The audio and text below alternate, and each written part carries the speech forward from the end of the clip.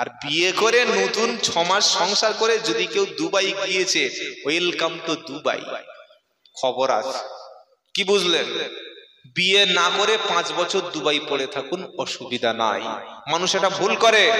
মা বলছে তোর বয়স এত হয়ে গেছে, বিয়ে করবি না? তো বলে ছেলে মেয়ে দেখো, মেয়েটা দেখেছে বিয়ে করে 3 মাস বাড়িতে ছিল, ওদিকে ভিসা এসে গেছে, মাল আউট, দুবাই চলে গেছে। 20 সালে গেছে, 25 সাল, 5 বছর ঘরে নাই। বলুন তো এটা একটা স্ত্রীর উপরে অবিচার হলো কি হলো না? ওমর ফারুক রাদিয়াল্লাহু তাআলা আনহু তিনি একদিন রাতে ঘুরতে বার হয়েছেন, গিয়ে দেখছেন যে রাত্রেবেলা ঘুরতে ঘুরতে একটা মেয়ে পূর্ণিমার রাতে মনের আনন্দে সে গান পরিবেশন করছে। প্রিয় সখী তুমি চলে গেলে আর কতদিন দেখা হলো না, আর ওরকম মানে ইনিয়ে বিনিয়ে গান করছে। থাকতো যদি তুমি ওগো আজই আমার পাশে, এই চাঁদ রাতে কত গল্প হতো হেসে হেসে। প্রিয় সখী তুমি চলে গেলে দেখা দিলে না, প্রিয় স্বামী তুমি চলে গেলে দেখা দিলে না। এখন তো ফোনে ভিডিও কল, তখন ভিডিও কল ছিল নাকি ওমর ফারুকের জামানায়? কোথায় আছে স্বামী, হ্যালো ভিডিও কল করো, তোমার দেখবো, হয়ে গেল। ওমর ফারুক রাদিয়াল্লাহু তাআলা আনহু ঘুরছে, বললে এই মেয়ে তুমি রাত্রেবেলা এমন গান করো কে? বললে তুমি কে? বললে আমি ওমর। যেই বলেছে ওমর, মেয়েটা পুরো ঠান্ডা হয়ে গেছে, কথা নাই, জানে মুন্ডু যাবে। বললে হুজুর ভুল হয়ে গেছে। বললে ভুল তো হয়েছে, কিন্তু গান করছিলে কেন? বললে হুজুর আমার স্বামী সেনাবাহিনীর কাজে নিয়োজিত আছে, আমি একটা নববিবাহিতা স্ত্রী, আজ 6 মাস 7 মাস হয়ে গেল, স্বামীর কাছে তো কোনো ফোনে যোগাযোগ নাই, দেখা নাই, সাক্ষাৎ নাই, বেঁচে আছে কি মরে গেছে এখনো জানি না। আজকের পূর্ণিমার রাতে একটু আগে বৃষ্টি হয়ে গেছে, চাঁদের স্নিগ্ধ আলো গোটা জমিনে ছড়িয়ে পড়েছে, মন টেকে না। ওমর ফারুক মাথা নিচু করে বাড়ি চলে গেল, মেয়েকে ডেকে বলল, মা লজ্জার কথা নয়, সত্যিটা বলো, একজন মেয়ে ছেলে স্বামী ছাড়া কতদিন একাকী থাকতে পারে? ওমর ফারুকের মেয়ে ইশারা করে বলল, আপ টু 3 মান্থস। কতদিন? জেরে বলো। 3 মাস থেকে 4 মাসের বেশি, খুব হলে বেশি হলে, জেরে বলো, 4 মাস। 4 মাসের বেশি কোনো স্ত্রী স্বামী ছাড়া একাকী থাকতে পারে না, খুব কঠিন হয়ে যায়। ওমর ফারুক সেনাবাহিনীর মধ্যে বলে দিল, আজ থেকে আমার সেনাবাহিনী, পুলিশ বাহিনী 4 মাসের পরে যেন অন্তত একবার করে হলে ও বাড়ি থেকে ঘুরে আসে। নারায়ে তাকবীর। আল্লাহ হেফাজত করুক, আমিন। বিবির মুখে খাবার তুলে খাওয়ানো সুন্নাত, বিবির রূপের প্রশংসা করা সুন্নাত, বিবিকে ঘুরতে নিয়ে যাওয়া সুন্নাত। বলো বিবিটা যেন নিজের বউ হয়, পটলের বউ নিয়ে টানাটানি করো না, চামড়া গুঁড়ো হয়ে যাবে। নিজের বউর প্রশংসা করা সুন্নাত। পাড়ার ভাবি দেখে বলছে, ভাবি উফ তোমার এখানটা দিল, ঠান্ডা, দিল ঠান্ডা হয়ে যাচ্ছে, তোমার যা দেখতে, তোমার সঙ্গে দাদার মানায়নি, তার মানে ভাব খারাপ। কি মালের ভাব খারাপ। যখন কেউ অন্য লোকের বউর প্রশংসা করবে, তখন বুঝতে হবে উদ্দেশ্য, মাকসাদ খারাপ। এই বাবাজিরা, আল্লাহ ভয়, নিজের বউকে যদি অন্য বন্ধুর সঙ্গে কেউ গল্প করতে জুড়ে দেন, ধরে রাখা খুব কঠিন আছে। নিজের বউকে আপনি আপনার স্ত্রীকে দিয়ে আপনার বাচ্চাকে কেজি স্কুলে পাঠাচ্ছেন, যে কোনো মুহূর্তে দুর্ঘটনা ঘটে যেতে পারে। দুর্ঘটনা মানে রোড অ্যাক্সিডেন্ট নয়, ও জীবন থেকে হারিয়ে যেতে পারে। কারণ আল্লাহর নবী বলছেন, আর দুনিয়া কুল্লুহা মাতা ওয়া খায়রুল মাতাই দুনিয়াল মারআতুস সালিহা। গোটা পৃথিবীটা হচ্ছে সম্পদ, তার মধ্যে উত্তম সবচাইতে দামি সম্পদ হলো নেককার, পরেজগার, আল্লাহওয়ালি স্ত্রী। বলুন সুবহানাল্লাহ। এখন আপনার বা আমার স্ত্রীটা পরেজগার, এটা জানবো কিভাবে? হিজাব পড়লে, নামাজ পড়লে, কোরআন পড়লে পরেজগারের নমুনা পাওয়া যায় না। বলে কি করে পারবো? 3টি নমুনা থাকবে। জোরে বলেন কটা? 1, সর্বদা স্বামীর সামনে হাসি খুশি মনে যে স্ত্রী থাকে, স্বামীর সঙ্গে হেসে কথা বলে। 2, স্বামীর অবর্তমানে, স্বামী আরামবাগে গেলে, স্বামী ব্যাঙ্গালোরে গেলে, স্বামী 2 মাসের বাইরে কাজে চলে গেলে নিজের জান মাল সতীত্ব সম্ভ্রম সন্তান সব কিছু যে ব্যক্তি হেফাজত করে যে নারী, সেই নারী উত্তম। আর 3 নম্বর হলো যে নারী স্বামীর অবর্তমানে স্বামীর হুকুম এবং স্বামী সামনে থাকলে স্বামীর প্রত্যেকটি কথা প্রত্যেকটি আদেশ অক্ষরে অক্ষরে পালন করে। এই 3টি গুণ যার মধ্যে আছে সেই স্ত্রী হচ্ছে উত্তম স্ত্রী। বলুন সুবহানাল্লাহ। কটা গুণ থাকলে? 1, স্বামীর মুখের দিকে তাকিয়ে স্বামীর জন্যই শুধু হাসে, কোন পরপুরুষের দিকে তাকিয়ে হাসে না। নাম্বার 2, স্বামীর হুকুম অক্ষরে অক্ষরে স্বামীর কথা মেনে চলে, মুখে মুখে তর্ক করে না। 3 নম্বর, স্বামীর অবর্তমানে স্বামী বাইরে না থাকলে নিজের সতীত্ব নিজের ইজ্জত আব্রুকে হেফাজত করে, কোনো পরপুরুষের সামনে খোলামেলা চলে না। এই 3টি গুণ যার মধ্যে আছে সেই স্ত্রী হচ্ছে দুনিয়ার সেরা সম্পদ। সুবহানাল্লাহ বলেন। সুবহানাল্লাহ। এবার খাদিজার চরিত্র শোনেন। নবীজি চলে আসছেন, রাত 12টা 1টা 2টো বেজে গেছে। বিশ্বনবী মুহাম্মদ মুস্তাফা সাল্লাল্লাহু আলাইহি সাল্লাম বাড়ি ঢুকেছে, এসে বললেন আসসালামু আলাইকুম খাদিজা। যুবকেরা, আল্লাহওয়ালা ভাইরা, যাদের বিয়ে হয়েছে আজ থেকে নিয়ত করি বাড়িতে যখন যাব, আমার ঘরে যাওয়ার আগে আগে আমি বিবিকে সালাম দেব ইনশাআল্লাহ। বলেন ইনশাআল্লাহ। আছে নাকি গাল গল্প? ইয়া আইয়ুহাল্লাযীনা আমানু লা তাদখুলু বুয়ুতান গায়রা বুয়ুতিকুম হাত্তা তাস্তানিসু ওয়া তুসাল্লিমু আলা আহলিহা যালিকুম খায়রুল লাকুম ইন কুন যালিকুম খায়রুল লাকুম লাআল্লাকুম তাযাক্কারুন। 18 নম্বর পারা 12 নম্বর পৃষ্ঠায় 1 নম্বর লাইন 27 নম্বর আয়াত সূরার নাম নূর। কোরআন শোনাচ্ছে, ও বিশ্বাসী ইমানদারেরা, তুমি যখন তোমার ঘর ছেড়ে অন্য কোন ঘরে প্রবেশ করবে, যে কোনো ঘরে প্রবেশের আগে আগে বাইরে দাঁড়িয়ে তুমি গৃহবাসীর উপরে ঘরওয়ালের উপরে বাইরে থেকে সালাম দেবে। সালাম দেওয়ার পরে তুমি একটু ভিতরে আসার জন্য অনুমতি চাইবে। যদি অনুমতি দেয়, যদি তোমাকে আসার জন্য তোমাকে পারমিশন দেয়, কোরআন বলছে তাহলে ঘরে চলে এসো। আর ফা ইল্লাম তাজিদু ফিহা আহাদান ফালা তাদখুলুহা হাত্তা ইউদাইন। যদি ঘরের মধ্যে কাউকে দেখতে পেলে না, অনুমতি দিল না, তাহলে ভিতরে যাবে না, বাইরে ওয়েট করবে। জোরে বলেন। কোরআন বলছে যদি তুমি কাউকে না দেখতে পাও, ভিতরে যাওয়ার যদি অনুমতি না দেয়, ভিতরে তুমি যাবে না, বাইরে তুমি ওয়েট করবে। আর যদি বলে ফারজিউ, তোমাকে ফিরে যেতে বলে, কোরআন বলছে ফিরে যাও, এটাই তোমার জন্য কল্যাণ হবে। আজ থেকে নিজের বিবিকে, নিজের মাকে, আব্বাকে সকলে সালাম দেব বলি ইনশাআল্লাহ, আমল করব ইনশাআল্লাহ। আল্লাহর নবী ঘরে এসে বলছে আসসালামু আলাইকুম খাদিজা। যখন নবীজি সালাম দিয়েছে, ভিতরের দরজাটা খুলে গিয়ে আম্মা জান খাদিজা রাদিয়াল্লাহু তাআলা আনহা ওয়া আলাইকুমুস সালাম বলে বিশ্ব নবীর হাত দুটো ধরে ভালো করে ঘরের মধ্যে ডেকে এনে সামনে গরম রুটি খাবার দিয়েছে। আমার নবীজি বললেন খাদিজা, রাত এখন 12টা 1টা 1:30 বেজে গেছে, এত রাত্রে কি তোমার ঘুম লাগে না? এত রাত্রে কি তোমার ঘুমের কোনো প্রয়োজন হয় না? খাদিজা বললেন আল্লাহর নবী, যেদিন থেকে ঈমান এনেছি, যেদিন থেকে মুসলমান হয়েছি, আমি তো সারা দিন বাড়ি থাকি, আপনি সারা দেশে সারা আরবের মক্কার বাইরে গিয়ে আপনি দ্বীনের কথা বলেন, ঈমানের কথা বলেন। আপনি স্বামী বিশ্ব নবী যতক্ষণ না ঘরে আসেন, আমি খাদিজা ততক্ষণ দাঁড়িয়ে দাঁড়িয়ে ওয়েট করতে থাকি। নবী আপনি ঘুমালে তবে ঘুমাবো, আপনি খেলে তবে খাবো। খাদিজা ততক্ষণ পর্যন্ত ঘুমাতেন না যতক্ষণ বিশ্বনবী মুহাম্মদ সাল্লাল্লাহু আলাইহি সাল্লামকে খাইয়ে না ঘুম পড়িয়ে দিয়েছে। সুবহানাল্লাহ বলেন। আমাদের মেয়েরা একবার স্বামী ঘুমোতে পারলে হয়, ওই ফোনটা নিয়ে দেখবে কোন মেয়ের সঙ্গে কথা বলে।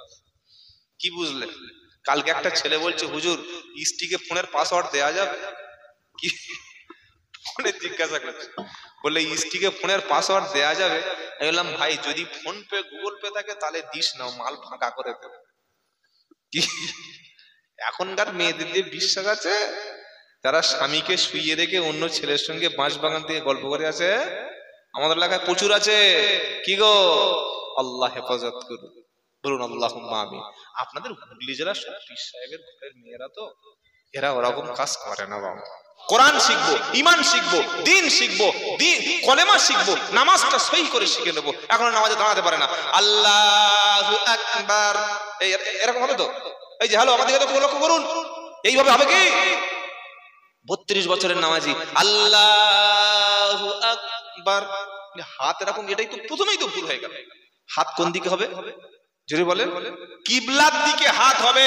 আর নিয়ত যখন তাকবীরে তাহরিমা বলবো, চোখটা তখন থাকবে কোন দিকে?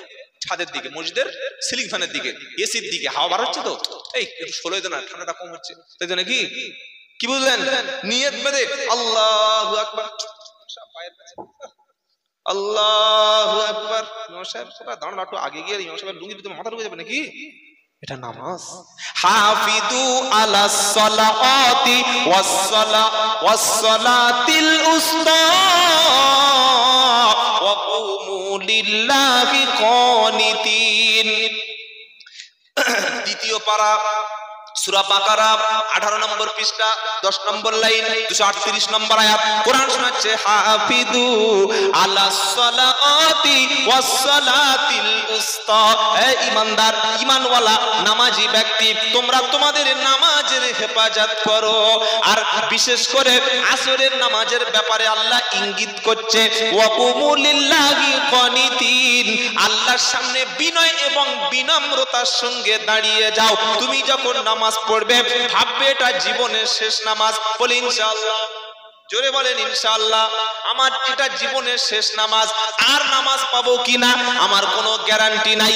আসর পর্যন্ত বাঁচবো কিনা আমার কোনো নিশ্চয়তা নাই। মাগরিব পর্যন্ত বাঁচবো কিনা, ধোঁয়া করে মরে যাবো তো আমি।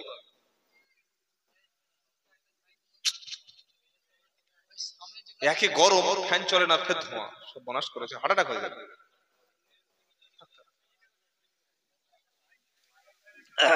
মশা যা আছে আমার দিকে দিয়ে দেন, আমার কামড়া দিস, আমার দিকে পাঠিয়ে দেন।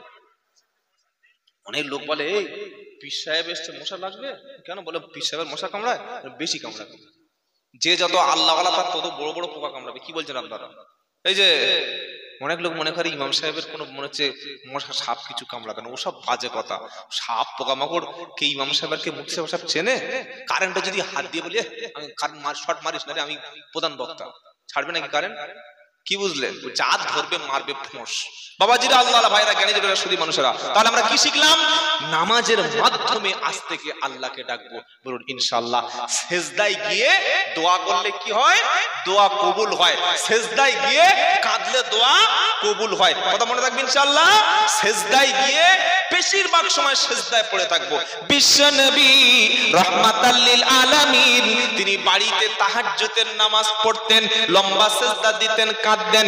আম্মা জান আয়েশা সিদ্দিকা রাদিয়াল্লাহু তাআলা আনহা, তিনি মনে করতেন বিশ্ব নবী মনে হয় ইন্তেকাল করেছেন। এত লম্বা সিজদা, কোনো আওয়াজ নাই, শুধু বিশ্ব নবীর চোখ থেকে পানি পড়ে যাচ্ছে। লম্বা লম্বা সিজদা দেব, আর সিজদায় গিয়ে কেঁদে আমার আল্লাহকে খুশি করব। নারায়ে তাকবীর। আল্লাহ যদি রাজি হয়, আর কারো রাজি হওয়ার দরকার নাই। পৃথিবীর সব লোক কি বললো দেখার দরকার নাই। আল্লাহ রাজি, রাসূল রাজি, তাহলে আমি জান্নাতে চলে যাব। নারায়ে তাকবীর। বলে হুজুর আল্লাহ কাদের উপরে রাজি? তো 30 পারা সূরা বাইনা খুলতে হবে। ইন্নাল্লাযীনা আমানু ওয়া আমিলুস সলিহাতি উলাইকা হুম খায়রুল বারিয়া রাদিয়াল্লাহু আনহুম ওয়া রাদু আনহু আ'আদ্দা লাহুম জান্নাতুন তাজরি মিন তাহতিহাল আনহার খালিদিনা ফিহা যালিকা লিমান খাশিয়া রাব্বাহ কোরআন শুনিয়ে দিয়েছে নিশ্চয়ই ঈমান এনেছে যারা, ঈমান আনার পরে ভালো কাজ করেছে যারা, ওরাই হলো পৃথিবীর সবচাইতে উত্তম সৃষ্টি। নারায়ে তাকবীর। আল্লাহর জমিনে মানুষ, ছাগল, কুকুর, শূকর, গাধা, ঘোড়া, মানুষ, জিন সবার মধ্যে কোরআন শুনিয়ে দিচ্ছে আমার সৃষ্টির মধ্যে সবচাইতে উত্তম সৃষ্টি কারা? ইন্নাল্লাযীনা আমানু ওয়া আমিলুস সলিহাতি, নিশ্চয়ই ঈমান এনেছে যারা, ঈমান আনার পরে ভালো কাজ করেছে যারা। কোরআন শোনাচ্ছে হুম খায়রুল বারিয়া, ঈমান এনে ভালো কাজ করেছে যারা, আমার সৃষ্টির মধ্যে সেরা হলো তারা। সুবহানাল্লাহ বল। তাদের সুসংবাদটা কি? তো রাদিয়াল্লাহু আনহুম ওয়া রাদু আনহু, তারা আল্লাহর উপর রাজি, আল্লাহ তাদের উপর রাজি। সুবহানাল্লাহ বলবেন না? আল্লাহ যদি আমার উপরে রাজি হয় আর কারো লাগবে? কারো লাগবে না। তাহলে আমরা নামাজ ছাড়বো না, বলুন ইনশাআল্লাহ। সব কাজ থাক, নামাজকে কখনো কাজা করো না। খুবই সুন্দর করে বলছে, নামাজকে বলো না তোমার কাজ আছে, কাজকে বলো আমার নামাজ আছে। কলকাতা মিটিং হচ্ছে, জান দিয়ে দেব, রক্ত দেব, আমাদের মসজিদ মাদ্রাসা ওয়াকফ সম্পত্তি ছাড়বো না। লোক তখন নারায়ে তাকবীর, হুজুর জিন্দাবাদ বলে একদম লাফ দিয়ে ওটা তাকবীর দিচ্ছে। ভালো। আসরের নামাজ ওয়াকফ মিটিং থেকে ফিরছে, মাল পড়ে নাই। কি বুঝলেন? হ্যাঁ পড়ে নাই। এবার ওই শিয়াফলার কাছে এসছে, 4-5টা ছেলে বলছে ড্রাইভার গাড়ি থামা। বলে কি? খুব জোরে পেশাব লেগেছে রে, দাঁড়া। বলে গাড়ি থেকে লাফ দিয়ে পড়েছে, পড়ে রাস্তার পাশে ফর করে চেন খুলে দিয়েছে, দিয়ে একদম 4-5জন কুত্তার ডিজাইনে পেশাব করে নিয়েছে। বুঝলেন? পেশাব করে নিয়ে আর এই গাড়ির ছোট হাতি উপর ঠেলে উঠেছে। এবার যখন ওই মায়াপুর পার হয়ে ওখানে এসছে, এবার আজান দিচ্ছে, ফের আজান হচ্ছে, আসলে নামাজ পড়ে নাই। বাড়িতে চলে এসছে, মাগরিবের আজান দিচ্ছে, নামাজ পড়ে নাই। বাড়িতে ঢুকেছে, স্ত্রী বলছে হ্যাঁ গো ফোন করছিলাম, ফোন তুলুনি, কোথায় ব্যস্ত ছিলে? বললো সর্বনাশ, ওয়াকফ অ্যামেন্ডমেন্ট অ্যাক্টের বিরুদ্ধে কলকাতায় শহীদ মিনারে প্রায় 50,000 লোক, আর সেই ফুরফা শরীফ থেকে সেই ওদিকে সিদ্দিকুল্লাহ চৌধুরী সাহেব, ওদিকে সে মুখ বড় বড় নেতা মন্ত্রীরা, কত বড় হুজুর পীর ফকির সব চলে এসছে, আর মিছিল আর মিছিল আর তাকবীর আর লোক কারে বলে। বলে কি করতে গেছিলে গো? বলে আমাদের মসজিদে যেন নামাজ না বন্ধ হয়ে যায়, আজান যেন না বন্ধ হয়, আমাদের মসজিদ যেন থাকে, আমাদের মাদ্রাসা যেন থাকে, ওই রক্ষা করার জন্য দেখ জামা ভিজে কি হয়ে গেছে দেখ। বলছে ময়ূরের সময় আজান হচ্ছে, যাও। বলে কি করে যাবো, কাপড় ঠিক নেই। কি চিটিংবাজ বুঝেছো? কিরকম ফার্স্ট ক্লাস চিটিংবাজ দেখেছো একবার? ফেরেশতারা বললে এরকম শয়তান তুই, হ্যাঁ?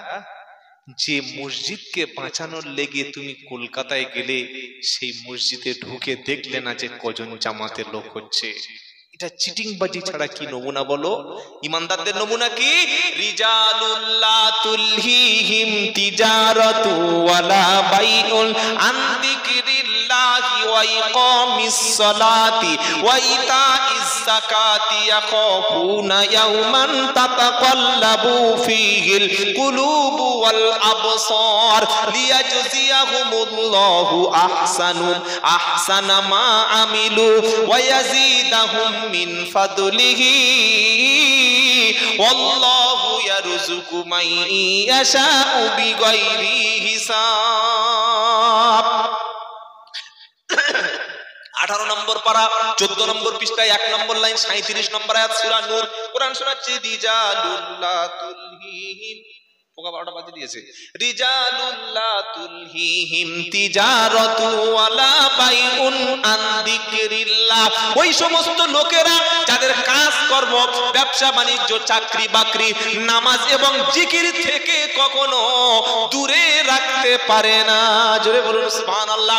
ওরাই তো আমার বান্দা যাদের নামাজের সময় হয়ে গেলে ব্যবসা বাণিজ্য, কাজ কর্ম সব কিছু থেকে দূরে সরে ফেলে দিয়ে আমার জিকির আমার নামাজ থেকে দূরে কখনো সরে থাকে না। তারা ওই কিয়ামতের দিনকে ভয় করে। কোন কিয়ামতের দিন? যেদিন ভয়ে মানুষের গলারও কাছে চলে আসবে। আল্লাহ পাক শোনাচ্ছে, লিয়াজজিয়াহুমুল্লাহু আহসানু মা আমিলু ওয়া ইয়াজিদাহুম মিন ফাদলিহি। আমার ভয়ে কাজকর্ম ত্যাগ করে, ব্যবসা বাণিজ্য ত্যাগ করে, দোকান মাকানকে ত্যাগ করে যারা আমার জিকির আমার নামাজের জন্য আমার ঘরে আসবে যারা, আমি আল্লাহ ওদের কাজের উত্তম বিনিময় দিয়ে দেব। জোরে বলুন, শুধু উত্তম বিনিময় দেব না, ওর সাথে কি দেব? আল্লাহু ইয়ারযুকু মান ইয়াশাউ বিগাইরি হিসাব। আমি আল্লাহ বিনা হিসাবে এমন নামাজি ব্যক্তির রুজি দিয়ে দেব। সুবহানাল্লাহ, সুবহানাল্লাহ। I love Mohammad, I love Mohammad, সব জায়গায় ব্যানার। আপনার ব্যানার টাঙাননি? ভালোই ভাষা বলে টাঙাতে যায়নি মনে হয়, কি বুঝলেন? সব ব্যানার টাঙাচ্ছে, ঢুকছি banner, I love Mohammad, I love Mohammad. আর দেখি সব হুজুর একদম ওই নিয়ে রাস্তা নিয়ে পড়েছে, আমরা মোহাম্মদ সাল্লাল্লাহু আলাইহি ভালোবাসি। খুব ভালো, খুব ভালো, খুব ভালো। ব্যানার সব জায়গায় টাঙানো দরকার। কপালে একটা টেপ বের রাখুন ব্যানার দিয়ে, কি বুঝলেন? জামায় টেপ মারুন। গেঞ্জিতে লিখছে আই লাভ মুহাম্মদ। আর যখন বাথরুমে ঢুকছিস তখন কি করবি বলেন? কি ভাই, মুহাম্মদ সাল্লাল্লাহু আলাইহি ওয়াসাল্লামকে নিয়ে বাথরুমে বসলে নবীর সম্মান থাকবে তো? গলায় লকেট ঝুলিয়েছে বেটা ছেলেরা, এখানে লেখা আছে আল্লাহ মুহাম্মদ রাসূল। আবার কেউ কেউ কলেমা লিখেছে লা ইলাহা ইল্লাল্লাহু মুহাম্মাদুর রাসূলুল্লাহ, এবং গলায় চকচক চকচক করছে। এটা কি রে, এটা কি রে? বলছে লকেট। কোত্থেকে এনেছি? আজমির শরীফ থেকে আমার দাদু এনে দিয়েছে। খুব ভালো। একটু পরে দেখছি বাথরুমে চলে গেল। বলে খুললি না? বলে না, এটা থাকলে জিন ভূত খবিস দুষ্টু শয়তান কেউ আসবে না। এই বললাম, আল্লাহর নবীর কলেমা নিয়ে বাথরুমে যাওয়ার মতো বিয়াদব পৃথিবীতে কেউ থাকতে পারে? জোরে বলে। কেউ গলায় আয়াতুল কুরসি কালার করা, রং করা, লেমিনেশন করা ঝুলিয়ে নিয়ে বাথরুমে চলে গেল। এটা আয়াতুল কুরসির সম্মান বজায় থাকলো তো? তাই আই লাভ মুহাম্মদ সাহাবায়ে কেরামরা কোনদিন ব্যাঙার টাঙায়নি, তারা চিৎকার চেঁচামেচি করে নবীকে ভালোবাসি এটা বলেনি। কিন্তু ঈমানের প্রশ্নে যখন এসেছে, আগে জান আগে মাল দিয়েছে, পরে জান দিয়েছে তারা সাহাবায়ে কেরাম। সুবহানাল্লাহ বলেন। সুবহানাল্লাহ। আমরা খুব ধূর্ত মাল, চালাক মাল, হুজুর জান দেবো। যখন বলা হয় দিনের জন্য, ঈমানের জন্য, কলেমার জন্য একটু মাল দাও, হুজুর তুমি দাও, আমরা পরে দেখে নেব। কি বুঝলেন? সাহাবায়ে কেরামরা আগে দিয়েছেন মাল। জোরে বলেন, আগে দিয়েছেন মাল, পরে দিতে হয় জান। মাল আর জান আল্লাহ রাস্তায় দিয়েছে যারা, আল্লাহর জান্নাতকে কিনে নিয়েছে তারা। বলুন সুবহানাল্লাহ, সুবহানাল্লাহ। আগে মাল খরচ করতে হয়, পরে জান দিতে হয়, আর এর বিনিময়ে আল্লাহ জান্নাতটা কিনতে। বলে হুজুর আল্লাহ জান্নাত বিক্রি করে, এরকম দলিল আছে? ইন্নাল্লাহা আশতারা মিনাল মুমিনিনা আনফুসাহুম ওয়া আমওয়ালাহুম বিআন্না লাহুমুল জান্নাহ ইউকাতিলুনা ফি সাবিলিল্লাহি ফায়াকতুলুনা ওয়া ইউকতালুন ওয়া'দান আলাইহি হাক্কান ফিত তাওরাতি ওয়াল ইনজিলি ওয়াল কুরআন ওয়া মান আওফা বিআহদিহি মিনাল্লাহি ফাস্তাবশিরু বিবাইইকুমুল্লাযী বায়াতুম বিহি ওয়া যালিকা হুয়াল ফাওজুল আযীম। নারায়ে তাকবীর, আল্লাহু আকবার। 11 নম্বর পারা 3 নম্বর পৃষ্ঠা, একদম 3 নম্বর লাইনের ঠিক 11 নম্বর লাইনের 111 নম্বর আয়াত, সূরা তাওবা। কোরআন শোনাচ্ছে, ইন্নাল্লাহা আশতারা মিনাল মুমিনিনা আনফুসাহুম ওয়া আমওয়ালাহুম বিআন্না লাহুমুল জান্নাহ। ইন্নাল্লাহা নিশ্চয়ই আল্লাহ, আশতারা মিনাল মুমিনিন মুমিনের জান আর মাল, এই দুটি আল্লাহ তিনি কিনে নিয়েছেন। এর বিনিময়ে তিনি জান্নাত তুলে দিয়েছে। সুবহানাল্লাহ সুবহানাল্লাহ। তাহলে জানের মালিককে, জোরে বলুন, মালের মালিককে, কিনেছেন কে? যার মাল সে কিনে, গাঁজাখুরি গল্প কদিন চলবে? আমি বললাম সব জান আল্লাহর, মান আল্লাহর, আবার যে আল্লাহ কিনে নিয়েছে। আচ্ছা, যার মাল সে কেনে, তাহলে ব্যবসাটা হলো কি করে? কি গো, কোরআনটা তো কোরআনের মতো বুঝতে হবে। আল্লাহর জান, জানটা আমাদের কাছে দিয়েছে আমানত, এজন্য সুইসাইড করা যায় না, যায় নাকি? আত্মহত্যা করা কঠিন পাপ, কাবিরা গুনাহ, জাহান্নামে যেতে হবে। জান আল্লাহর, মান আল্লাহর, আর কিনেছেন আল্লাহ, কিভাবে সম্ভব? এটার অর্থ হলো আমার মধ্যে জান দিয়েছে আল্লাহ, 50-60 বছর যতদিন বাঁচবো আল্লাহর হুকুমের বাইরে গিয়ে কোনো কাজ করা যাবে না। যতক্ষণ আল্লাহর হুকুমের গোলামি করব আমরা, ততক্ষণ জানটাকে আল্লাহর কাছে আমানত রেখে দেব আমরা। জান আল্লাহর, আল্লাহর হুকুমের বাইরে গিয়ে কোনো কাজ করা যাবে না। মালও আল্লাহর, আর আল্লাহর রাস্তা ছাড়া অন্য কোন রাস্তায় মাল খরচ করা। জোরে বলেন। একজন হিন্দু মা এসে বলছে, বাবা আমার ছেলেটা কঠিন রোগে আক্রান্ত, 500 টাকা দাও। দেখলাম হাতে শাঁখা সিঁদুর, আর হাতে রয়েছে শাঁখা, কপালে রয়েছে সিঁদুর। বললাম মা নাম কি? বলছে সারদা দেবী। হিন্দু না মুসলমান? যদি বলতো ফাতেমা তাহলে বুঝতাম আমাদের দলে। যখন শুনলাম সারদা, বুঝতে হবে আমাদের দলের না। কিন্তু যে কারণে এসেছে, কারণটা কি? তার বাচ্চা কঠিন রোগে আক্রান্ত। একজন হিন্দু মা এসে বলল, বাবা 500 টাকা দাও। দিলে ওখানে সওয়াব আছে না গুনাহ আছে? জোরে বলুন। হিন্দু দিলে সওয়াব? ইসলাম বলছে অবশ্যই হবে। এখানে ধর্ম দেখো না, এখানে দেখো মানুষ কিনা।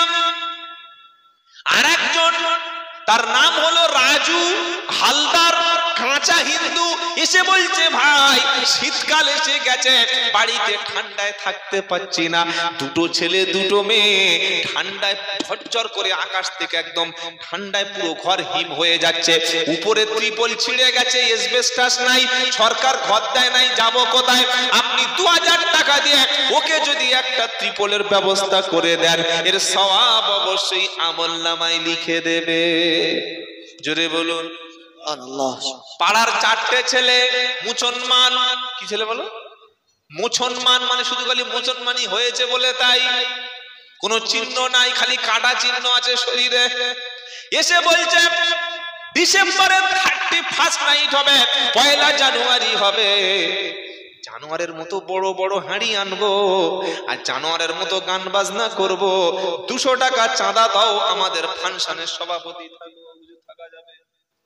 কি বলছেন বলেন? জোরে বলো। মুসলমানের ছেলে আসলে ওখানে 1 পয়সা দেওয়া যাবে না, কারণ আল্লাহ যেখানে রাজি না, আল্লাহ যেখানে খুশি না, ওই জায়গায় পয়সা দেওয়া। জোরে বলো। এবার একটা মারাত্মক সত্যি কথা বলবো, মেনে নেবেন। জোরে বলেন। হ্যাঁ তো ঘাড় নাড়ছেন, পরে যেন ঘাড় সোজা না হয়ে যায়। এই বাবাজিরা, আল্লাহওয়ালা ভাইরা, ভালো করে ঠান্ডা মাথায় ভেবে বলুন, আপনার আব্বার বয়স 75, আপনার মায়ের বয়স 70, দুজনে বৃদ্ধা, দুজনে বৃদ্ধ, চলতে পারে না, হাঁটতে পারে না। শীতকালে বাপ শুয়ে আছে, ঠান্ডায় ছটফট ছটফট করছে। ছেলেটা, আপনি আপনার বিবির সঙ্গে বলছেন একটা কাজ করি, আরামবাগ বাজার থেকে এখন 2000 টাকার সুন্দর সুন্দর ব্ল্যাঙ্কেট পাওয়া যায়, ওটা এনে বাপের শরীরের উপরে একটু সুন্দর করে দিয়ে দিই। একটা ব্ল্যাঙ্কেট 2000 টাকার, ওই ভালো ভারী মোটা মাল ডবল ব্ল্যাঙ্কেট, ওটা কিনে যদি আব্বা আম্মার শরীরে ভালো করে ঢেকে দেওয়া যায়, আব্বা আম্মা শান্তিতে ঘুমাবে, আর জান্নাতের দরজাটা আমার আল্লাহ অটোমেটিক খুলে দেবে। সুবহানাল্লাহ। ও বলছে খবরদার দেবে না, 2000 টাকার অনেক নাম, বউয়ের এই কথা শোনা যাবে। এখন বলছেন না, কিন্তু বউ বললে তখন কি হবে? জোরে বলো। ঠিক বলেছে। কি বুঝলেন? এই বাবাজিরা, আল্লাহওয়ালা ভাইরা, বাপ মার শরীরে ঠান্ডায় কাঁপছে, চাদর দিলে সওয়াব হবে। রাস্তার ভিখারি কাঁপছে, চাদর দিলে সওয়াব হবে। আপনার শ্বশুর ঠান্ডায় কষ্ট পাচ্ছে, চাদর দিলে সওয়াব হবে। হাওড়ায় যাবেন, বর্ধমানে যাবেন, মেচেদায় চলে যাবেন। ওই যখন আমরা বিভিন্ন জায়গায় যাই, স্টেশনে, বিভিন্ন বাস স্ট্যান্ডে, অসংখ্য মানুষ ঠান্ডায় ঠকঠক করে কাঁপতে থাকে, ওদের শরীরে চাদর দিলে সওয়াব হবে। আপনাদের পাড়ায় এতিম আছে না নাই? বাপ মারা সন্তান, মামারা সন্তান, অনেক মিসকিন ব্যক্তি আছে যারা শীতের সময় পোশাক পায় না, কাপড় একটা কিনতে পারে না, একটা কাপড়ে সারা বছর চলে, তাদেরকে কাপড় দিলে সওয়াব হবে। ইমাম সাহেব, হুজুর আপনার বাড়ি কোথায়? কামারপুকুর। মাশাআল্লাহ, কামারপুকুর, তাই তো? কামারপুকুরে ইমাম সাহেব, আল্লাহ এনাকে আরো 50 বছর হায়াত দারাজ করুক, সকলে বলুন আল্লাহুম্মা আমিন। আচ্ছা, না যদি বেশি দিন বাঁচে আপনাদের ক্ষতি হবে নাকি? ইমাম সাহেব থাকবার লাভ কি? বলছে লাভ হবে। কি বললেন? ইমাম সাহেব আল্লাহ না করুক 50 বছর পরে কিংবা 60 বছর পরে মারা যাবে না? ইনি তো আর অমর নয়। কি গো, যেদিন মারা গেল ইমাম সাহেবের কবরটা হয়ে গেল, পাড়ায় পাড়ার সব ছেলেরা বলল, আরে ইমাম সাহেব বহুত দিন আমাদের খেদমত করেছে, 580 টাকার মোটা ব্ল্যাঙ্কেটের চাদর নিয়ে ইমাম সাহেবের কবরের উপর ভালো করে চাপা দিয়ে দিলাম। এবার হুজুর বলে দিন, সওয়াব হবে না গুনাহ হবে? শিরক গুনাহ হবে। মাস চলে গেল কি? মাস চলে গেল। খুব ভালো করে শুনবেন, ফুরফুরা সিলসিলার মাসলাক, দেওবন্দ সিলসিলার মাসলাক, কয়েকটা কারণ ছাড়া মাসআলার ক্ষেত্রে সব এক। করুন আলহামদুলিল্লাহ।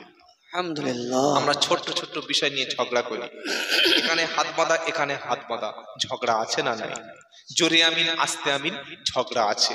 আজানের শেষে হাত তোলা নিয়ে ঝগড়া আছে, ইয়া নবী নিয়ে ঝগড়া আছে। অথচ এই বিষয়গুলো ইসলামের কোনো বিষয় নয়। কেউ যদি হাত নাভির নিচে বাঁধে তারও নামাজ হয়ে যাবে, এটারও দলিল আছে। কেউ যদি নাভির উপরে হাত বাঁধে এটারও নামাজ হবে, তারও দলিল আছে। আছে না নাই বাবা? কেউ যদি নামাজে জোরে আমিন বলে তারও নামাজ হয়ে যাবে, কেউ যদি আস্তে আস্তে বলে তারও নামাজ হয়ে যাবে। আমিন না বললেও নামাজ হবে না? হবে না? অবশ্যই হয়ে যাবে। আমিন বলাটা মুস্তাহাব, এটা ফরজ না, ওয়াজিব না। না বললে নামাজ হবে। কেউ যদি সারা জীবন ইয়া নবী সালামু আলাইকা বলে, আল্লাহ তাকে জাহান্নামে দেওয়ার মতো এরকম শাস্তি হবে না। আবার যদি কেউ ইয়া নবী নাও করে, তাকে জাহান্নামে ছুঁড়ে ফেলে দেওয়া হবে, তাও হবে না। যেগুলো ধর্মের মূল বিষয় নয়, এইগুলো নিয়ে আমরা মারামারি, অশান্তি করি। কিন্তু একজন মুসলমান ঘরের ছেলে আল্লাহর ঘর ছেড়ে কবর জিয়ারত করুন, সওয়াব হবে। কবরের সামনে গিয়ে দরুদ পড়ুন, দোয়া পড়ুন, তাসবিহ পড়ুন, কোরআন পড়ুন, সওয়াব হবে। কিন্তু কবরের সামনে সিজদা দিলে, কবরকে সামনে রেখে ধুলো কপালে তুলে দিলে, কবরের উপরে চাদর চাপিয়ে দিলে, কবরের উপরে ফুল দিয়ে কবরওয়ালা আমার উপকার করতে পারেন, এই বিশ্বাস করা ফুরফুরার মুজাদ্দিদ জামান আবু বকর সিদ্দিক রাহমাতুল্লাহ আলাইহি নাজায়েজ বিদআত বলে চলে গেছেন। সেটা আমরা অনেক মানুষ মানি না। কত মনে থাকবে ইনশাআল্লাহ। আল্লাহর নবীর চাইতে শ্রেষ্ঠ আল্লাহওয়ালা পৃথিবীতে কে আছে? নাম বলুন। কেউ নাই। বলুন। যেদিন বিশ্ব নবী ইন্তেকাল করছেন, নবীর জানাজার নামাজ কে পড়াবে? সাহাবাদের মধ্যে বিভিন্ন ভাগ হয়ে গেল। বলুন, নবীর জানাজার নামাজ কে পড়েছিল? বলুন। বলতে পারলে 10,000 টাকা ইনশাআল্লাহ পেয়ে যাবেন। বলুন, কে পড়েছে? কেউ নেই তো পাবেন কোথায়? টাকাটা নেবেন কি করে? কারণ নবী হলেন ইমাম। নবী কি? বিশ্ব নবী হচ্ছে সমস্ত সাইয়্যিদুল মুরসালিন, সাইয়্যিদুল আম্বিয়া, আম্বিয়াদের ইমাম। আল্লাহর নবীর কোনো ইমামের প্রয়োজন ছিল না। নবীর ঘরটা ছোট, আয়েশা সিদ্দিকার ঘরের মধ্যে নবীকে দাফন করা হলো। তার আগে 10 জন সাহাবা গিয়ে নবীর জানাজার নামাজ একা একা 10 জন করে পড়ে চলে এসেছে। আল্লাহর নবীর জানাজার নামাজটা হয়ে যাওয়ার পরে, দাফন হয়ে যাওয়ার পরে সাহাবারা ভাবনা চিন্তা করছে যে আল্লাহর নবী সাল্লাল্লাহু আলাইহি ওয়াসাল্লামকে কবরে তো রাখলাম, এখন কবরের অবস্থাটা কি হবে? এই কবরটা কি হবে? নবীর যে জায়গায় ইন্তেকাল হয়েছে সেই জায়গায় বিশ্ব নবীর কবর মুবারক হয়ে গেছে। বলুন সুবহানাল্লাহ। নবীর পাশে আবু বকর সিদ্দিক শুয়ে আছে। এই পৃথিবীর শ্রেষ্ঠ ওলি হচ্ছেন আবু বকর। আবু বকরের পরে শ্রেষ্ঠ ওলি, শ্রেষ্ঠ আল্লাহর কাছে সবচেয়ে সম্মানিত ঈমানদার হলেন ওমর ফারুক, ফারুকে আজম। দুজন ব্যক্তি শুয়ে আছেন, তাদের কবরের উপরে কোন উলামায়ে কেরাম, ফুরফুরা বলুন, দেওবন্দি বলুন, কোন উলামায়ে কেরাম কোনদিন বলতে পারবে না বিশ্ব নবীর কবরের উপরে, আবু বকর সিদ্দিক, ওমর ফারুকের কবরের উপরে চাদর, আগরবাতি, ফুল, মোমবাতি, লাইটিং, ছাগল, খাসি, মান্নত, এগুলো আছে? জোরে বলেন নেই, সেখানে নেই। নবীর ইন্তেকালের পরে জান্নাতুল বাকি যেখানে শুয়ে আছেন আব্দুল্লাহ ইবনে মাসউদ, 10,000 সাহাবা জান্নাতুল বাকিতে শুয়ে আছে।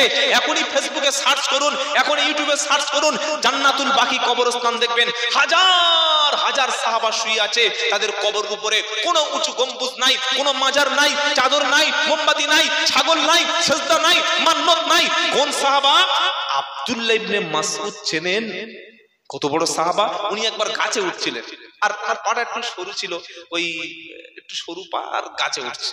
অনেক সাহাবারা হাসছে, সরু পার আব্দুল্লাহ ইবনে মাসউদ গাছে উঠছে। আমার নবী বললেন, এ সাহাবারা, তোমরা আব্দুল্লাহ ইবনে মাসউদের পা দেখে, চেহারা দেখে হাসবে না। তোমরা তার পায়ের সাইজ দেখতে পারো, সরু কিংবা মোটা, এটা তোমরা অনেকে পর্যবেক্ষণ করতে পারো। কিন্তু আমি বিশ্ব নবী বলছি, শোনো, আব্দুল্লাহ ইবনে মাসউদের ঈমান এত বেশি, আব্দুল্লাহ ইবনে মাসউদের একটা পা যদি একটা পাল্লায় চাপিয়ে দেওয়া হয়, আর তার ঈমানের ওজন এত বেশি, উহুদ পাহাড় যদি আরেকটা পাল্লায় চাপিয়ে দেওয়া হয়, আব্দুল্লাহ ইবনে মাসউদের পায়ের ঈমানের সংখ্যা ভারী হয়ে যাবে। সুবহানাল্লাহ, সুবহানাল্লাহ। সেই সাহাবার কবর কোনো কিছু নাই। আম্মা জান খাদিজার ঈমান জানেন? খাদিজা জীবনে একক নামাজ পড়ে নাই, কারণ নামাজ তখনও ফরজ হয় নাই। খাদিজা জীবনে হজ করে নাই, কারণ হজ তখনও ফরজ হয় নাই। খাদিজা জীবনে রোজা করে নাই, কোনো ইসলামের বিধান তার উপরে ফরজ ওয়াজিব ছিল না। এরকম একজন খাদিজা রাদিয়াল্লাহু তাআলা আনহা, এত বেশি ঈমান, যেদিন বিশ্ব নবী প্রথমে শুরু করেছিলাম যে বয়ান থেকে, হেরা গুহা থেকে কোরআন এনে সর্বপ্রথম বিশ্ব নবী আম্মা জান খাদিজার কাছে বলেছে, খাদিজা, আমি নবী মুহাম্মদ, তুমি ঈমান এনে নাও। নারায়ে তাকবীর। খাদিজা রাদিয়াল্লাহু আনহা 1 সেকেন্ড দেরি করে নাই, সঙ্গে সঙ্গে খাদিজা পড়ে নিয়েছে লা ইলাহা ইল্লাল্লাহু মুহাম্মাদুর রাসূলুল্লাহ সাল্লাল্লাহু আলাইহি সাল্লাম। মহিলাদের মধ্যে সর্বপ্রথম খাদিজা হলেন প্রথম মুসলমান। খাদিজার যত মাল ছিল, সম্পদ ছিল, সব গরিব দুঃখী দুস্থ ইতিমদের পিছনে ব্যয় করে দিয়েছে। মক্কার মানুষ যখন নবীর উপরে অত্যাচার করতে আসতো, খাদিজা বলতো, খবরদার, বিশ্ব নবীর উপরে কেউ অত্যাচার করো না। খাদিজা বিশ্ব নবীকে আরামের বিছানায় ঘুম পড়িয়ে দিয়েছে। বিশ্ব নবী দাওয়াতের মেহনত করতে তায়েফে গেছে। কোথায়? মক্কা থেকে 50 কিলোমিটার দূরে চলে এসেছে। রাত তখন 1টা বাজে, 2টো বাজে, 3টে বাজে। এসে দেখছেন আল্লাহর নবী যখন ঘরে সালাম দিয়েছে, আসসালামু আলাইকুম। সালাম দেওয়া কি সুন্নাত, জবাব দেওয়া ওয়াজিব। ইমাম সাহেবকে সালাম দেওয়া সুন্নাত, বক্তাকে সালাম দেওয়া সুন্নাত, মুফতি সাহেবকে সালাম দেওয়া সুন্নাত। আর বিবিকে সালাম দিতে লজ্জা লাগে, বিবি সালাম দেবো? অথচ স্বামী স্ত্রীর মধ্যে যাদের সালাম আছে, তাদের সংসারে অশান্তি। জোরে বলো। ওই খাদিজা রাদিয়াল্লাহু তাআলা আনহার কথা শোনাচ্ছিলাম, সারাটি জীবন নবীর খেদমত করেছে। নবীকে না খাইয়ে খেত না, ঘুম না পড়িয়ে ঘুমাতো না। স্বয়ং আল্লাহ আমাদের মা আম্মা জান খাদিজাকে আল্লাহ নিজেই সালাম দিয়েছে। সুবহানাল্লাহ বলেন। যদি কখনো জীবনে সুযোগ হয়, পয়সা হয়, মক্কা শরীফে গিয়ে দেখে আসবেন, আম্মা জান খাদিজার কবরটা এরকম লম্বা, চতুর্দিকে শুরু করে ইট একটা একটা করে দিয়ে ঘিরে দেয়া আছে। উপরে চাদর নাই, ফুল নাই, মোমবাতি নাই, মাজার নাই, গম্বুজ নাই। যে মহিলা জান্নাতি, আমার নবী বললেন 4 জন জান্নাতি নারী, খাদিজা, ফাতেমা আর ওই মারিয়াম এবং হযরতে আসিয়া। এই 4 জন হচ্ছে জান্নাতি নারীদের সর্দারিনী। একবার জোরে বলুন না সুবহানাল্লাহ। সেই জান্নাতি সর্দারিনী নারীর কবরের উপরে চাদর, ফুল, আগরবাতি নাই। আল্লাহর কসম করে বলছি ভাইয়েরা, যারা বিভিন্ন জায়গায় কবরে সেজদা করে, কবরে ধূপ দেয়, কবরে চাদর দেয়, কবরে ফুল দেয়, আর কি মনে করে এতে হয়তো কবরবাসী শান্তি পাবে, কবরকে সম্মান দেখানো হলো। না ভাই, কবর ব্যক্তি মাইয়াত মারা যাওয়ার পরে সব আমল তার বন্ধ হয়ে যায়, তিনটি আমলের রাস্তা খোলা থাকে। এক, তিনি যদি মসজিদ মাদ্রাসা করে দিয়ে যান এর জন্য সওয়াব পাবে। 2 নম্বর, আও ইলমিন ইয়ান্তাফাউ বিহি, তিনি যদি উপকারী ইলম কাউকে দিয়ে যান সওয়াব পাবে। আর 3 নম্বর, ওয়ালাদিন সলিহিন ইয়াদউ লাহু, যদি তার একটা নেক সন্তান দোয়ার জন্য রেখে যায় কি পাবে? সওয়াব পাবে। আহলে সুন্নাতুল জামাতের আকীদা হলো কবর দেওয়ার পরে সেখানে জিয়ারাত করা ছাড়া চাদর, ফুল, আগরবাতি, মোমবাতি, সেজদা, সেখানে মাথা নিচু করা, সেখানে খাসি, মোরগ, এগুলো দেওয়া নাজায়েজ, হারাম এবং শিরক। এটা হচ্ছে সুন্নাত, আহলে সুন্নাত ওয়াল জামাতের আকীদা। ঠিক বলছি না ভুল বলছি? কিছু করতে হলে আলেমদের জিজ্ঞাসা করে করবেন, জীবনে ঠকতে হবে না। কথা মনে থাকবে ইনশাআল্লাহ। বিশ্ব নবীর সাহাবাদের কবরের উপরে নাই, আমরা যদি আমার আব্বার কবরের উপরে চাপিয়ে দিই, এটা ইসলামকে অবজ্ঞা করা হবে, ইসলামকে অমান্য করা হবে। বলে যে কবর কি করলে লাভ হবে? আপনি কবর জিয়ারত করুন, লাভ আছে না নাই? আসসালামু আলাইকুম ইয়া আহলাল কুবুর বলে মাইয়াতের পাশে দাঁড়িয়ে যান, দোয়া দরুদ তাওবা ইস্তিগফার। একটু হালকা করে দাও, প্রচুর ঠান্ডা আসছে, অনেক পানি ঘাম হয়ে গেছে, থাক গরম তো, হালকা। মাইয়াতের কবরের সামনে গিয়ে আসসালামু আলাইকুম ইয়া আহলাল কুবুর বলে কবরের সামনে দাঁড়িয়ে যাবেন, তওবা ইস্তিগফার দরুদ আছে, যা জানা আছে তাই পড়ে আপনি মাইয়াতের উদ্দেশ্য আল্লাহর কাছে হাত তুলে বলবেন, রব্বানা, আমার বাপ মা আত্মীয় স্বজন চলে গেছে, উমুক পিসাব মারা গেছে, উমুক ওলি কবরে চলে গেছে, আল্লাহ তিনি যদি গুনাহগার হয় তার আযাবকে তুমি হালকা করে দাও। সে যদি আল্লাহওয়ালা পীর হয়, জ্ঞানী মানুষ হয়, আলেম ব্যক্তি হয়, তার মর্যাদাকে বাড়িয়ে দাও। এটা বললে মাইয়াতের লাভ আছে না নাই? জোরে বলো। জিয়ারাত করব না, দান সদকা করব না, কবর জিয়ারাত করব না, 5000 টাকার চাদর কিনে বাপের কবরে চাপিয়ে দিলাম, এতে একটাও সওয়াব নাই। আপনার আব্বার জন্য মসজিদে 10 বস্তা সিমেন্ট দেন, মাদ্রাসায় 10 পিস কোরআন শরীফ দেন, এতিম বাচ্চাকে মানুষ করে দেন, কার বিয়ে হচ্ছে না সাহায্য করুন, পাড়ায় পানির ব্যবস্থা করে দেন, একজনের ঘর ভেঙে গেছে সাহায্য করুন। এই নেকিটা আপনার আব্বা আম্মা মাইয়াত কবরে শুয়ে শুয়ে নেকি পাবে। জোরে বলুন, মনে থাকবে ইনশাআল্লাহ। গ্রামে ইতিম বাচ্চা আছে, বিধবা মা আছে, ঠিকমতো খেতে পারে না, ঠিকমতো সংসার চলে না, তাদেরকে খাওয়ান, তাদের সাহায্য করুন, এর নেকিটা আপনিও পাবেন।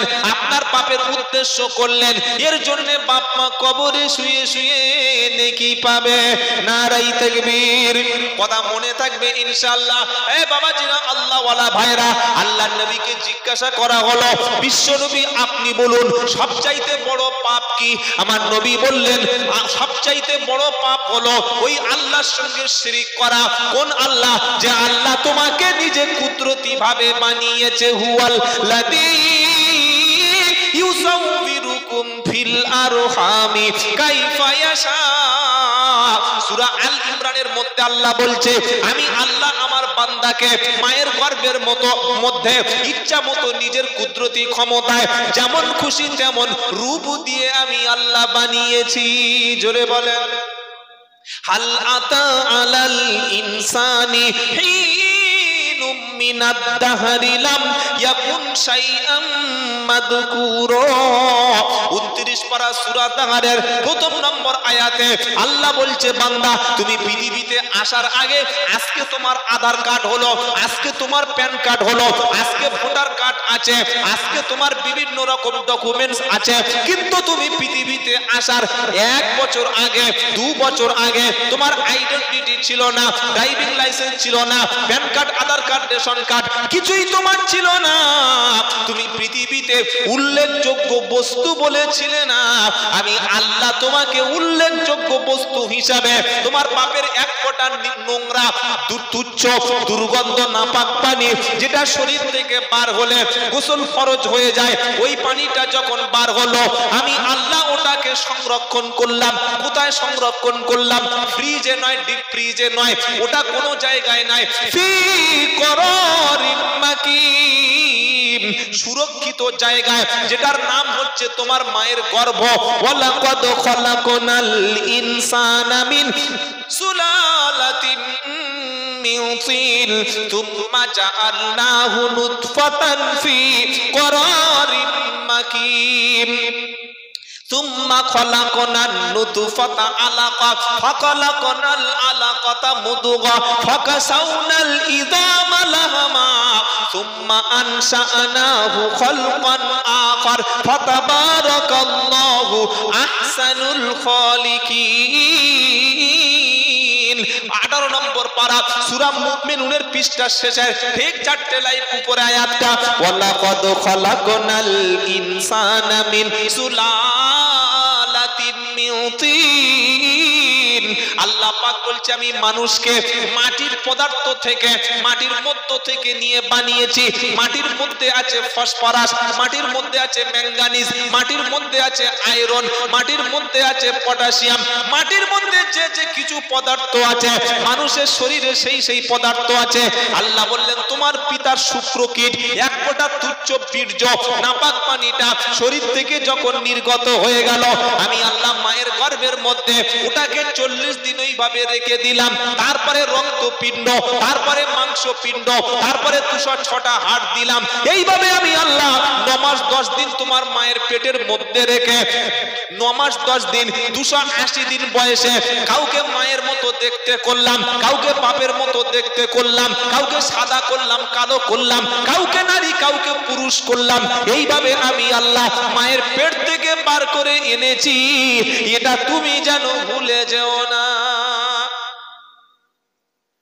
যে আল্লাহ এত সুন্দর ভাবে তৈরি করেছে ওই আল্লাহকে বাদ দিয়ে আবার কবরের কাছে গিয়ে সিজদা করছো ওই আল্লাহকে বাদ দিয়ে কোন একজন পীরের কাছে মাথা নিচু করছো কেন দোয়া করো কবরে তার আল্লাহর ওলির কাছে পীরের কবর জিয়ারত করো কোনো গুনাহ নাই কিন্তু সিজদা করা যাবে না মনে থাকবে ইনশাআল্লাহ মাথা দিয়ে রুকু করা যাবে না মাথা নিচু করা যাবে না কবরের সামনে মাথা নিচু করা শিরক শিরকে আকবার ঈমান সাফ করুন জেনা করেছেন maaf করে দেবেন কে জোরে বলেন সুদ খেয়েছেন maaf করে দেবেন কে আল্লাহ মদ খেয়েছেন আল্লাহ maaf করবে চুরি করেছেন আল্লাহ ইচ্ছা করলে maaf করবে নামাজ কাজা করেছেন আল্লাহ ইচ্ছা করলে maaf করবে দাড়ি ছেঁচেছেন আল্লাহ maaf করে দেবে টুপি পরেন নাই আল্লাহ maaf করে দেবে এমন কি জুমার নামাজ কাজা হয়েছে আল্লাহ maaf করে দিতে পারেন কি পারেন না কিয়ামতের দিন আল্লাহ বান্দার আমলনামাকে তিনি ভেরিফাই করবে কি করবে ভেরিফাই আমরা যখন কোনো অফিসে কাগজ জমা দিই সাবমিট করার আগে যিনি অফিসার কাগজগুলো ভেরিফাই করেন কি করেন না জোরে বলেন করে